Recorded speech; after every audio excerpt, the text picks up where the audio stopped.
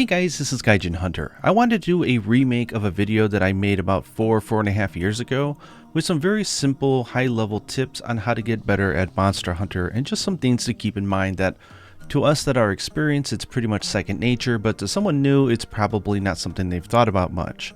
I'm going to be reusing the audio from my previous video, but I will be updating the footage with stuff from MHWilds, and hopefully you'll find this video helpful. Hey guys, this is Gaijin Hunter. I and many others have made guides on understanding the weapons and mechanics of Monster Hunter, but I wanted to make a video giving you 5 major tips that will make you better at the game if you're just starting out or if you need some help improving. Tip number 1, do an observation hunt. If you spend 15 minutes to observe a monster and its attacks once, you will save hours and hours in the long run. Understanding the monster is a fundamentally higher priority than understanding your weapon, items, and deeper mechanics of the game. The only exception is gunner weapons. You really do have to watch a tutorial for those and understand shot type and distance, otherwise you can hunt pretty well, but still take 5 times longer than you should due to not doing optimal damage. Anyways, just go into a hunt and don't attack. Just observe the moves the monster makes when you're at long distance, and after a while switch to mid distance, and then when you're close to it. Once you have a really good idea of all the moves it can and will do, hit it a bit to enrage it and then stop and take notice of the moves and the windows between them and how they change. Don't hit the monster, just run around and observe. Most people cart when a monster is enraged, so understanding these differences is also crucial. Tip number 2, think of the game as turn-based. Once you have a good grasp of the moveset of a monster and the timing between each move, do a test hunt where you think of it like a turn-based game. Let the monster attack and then hit it near the end of the attack and before the next one. Evade and repeat. My turn, your turn. This will teach you how to slowly learn how to position around it depending on what it's doing and to get a good idea of how many seconds you have to hit it. A good hunter doesn't attempt to follow through on every attack and combo and is not afraid to evade and get out of the way. Tip number 3, heal when at half health. In Monster Hunter, don't think of the glass as half full. Think of it as half empty. If you're at half health, instead of doing an attack during the opening that you know you have, take a Mega Potion instead. If you do an observation hunt against each monster, you should have a really good feel for which attacks give you a window large enough to pull off a heal safely. So like a turn-based game, use your turn to heal up instead of attacking. You'll find yourself surviving better than normal. Tip number 4, learn to do the Superman dive. Things don't always go according to plan, or a monster may have a very devastating move that is hard to avoid. All weapons have the ability to do the Superman dive. Simply put your weapon away and run with your back facing directly to the monster, and you'll notice that your hunter starts to do a sprint animation. While you're holding R to run, evade, and your hunter will do a comical Superman dive. You are invincible the entire time.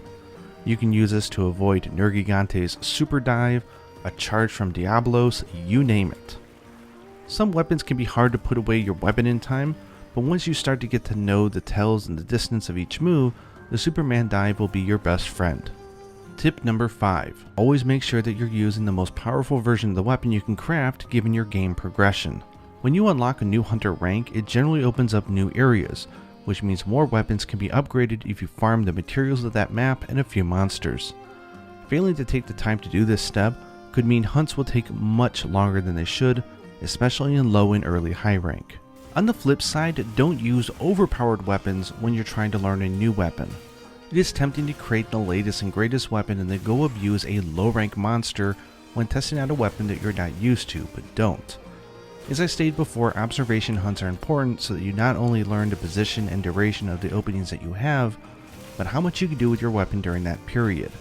If you go in with a very intentionally overpowered weapon, you will flinch the monster more than normal, creating openings that in most cases will not exist. Great stress management, but horrible for learning a weapon properly. Bonus tip, how I categorize each of the weapons by playstyle and which ones I feel everyone can benefit from just by learning them at a basic level. The first grouping is what I call preemptive action. Being able to anticipate what a monster will do and what its ending position will be once it initiates an attack so that you can set up and exploit it.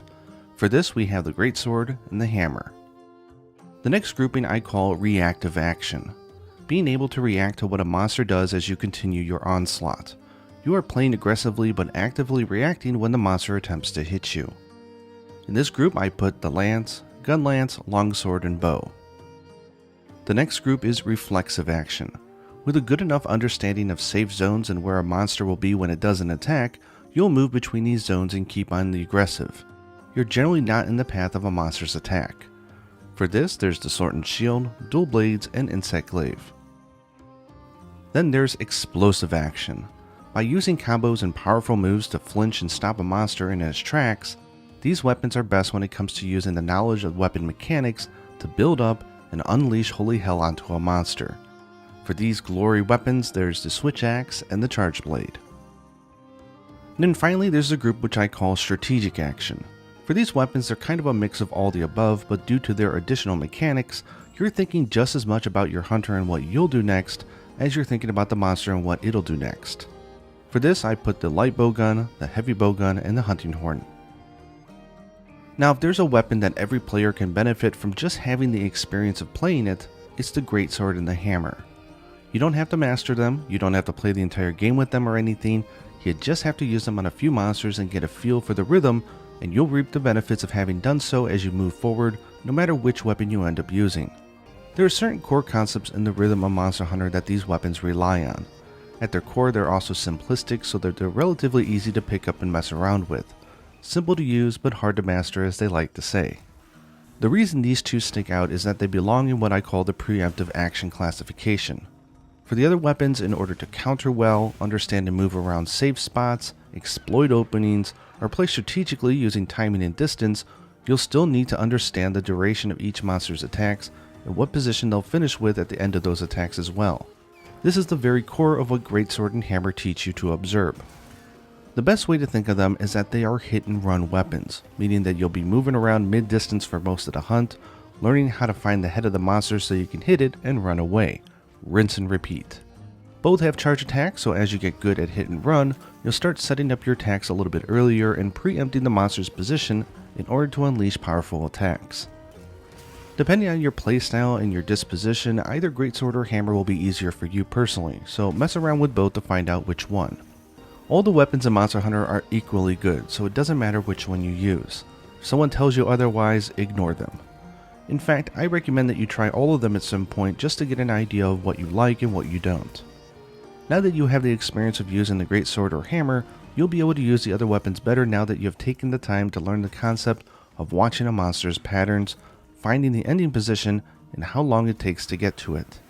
Now go out there and whack some monsters around. Hope you guys enjoyed this video, and until next time, happy hunting.